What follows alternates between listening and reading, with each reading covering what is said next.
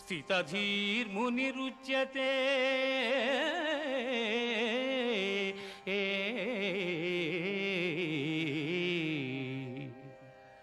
దుఃఖములు కలిగినప్పుడు దిగులు చెందని వాడును, సుఖములు కలిగినప్పుడు స్పృహలేని వాడును, రాగము భయము క్రోధము పోయిన వాడును స్థితప్రజ్ఞుడని చెప్పబడును.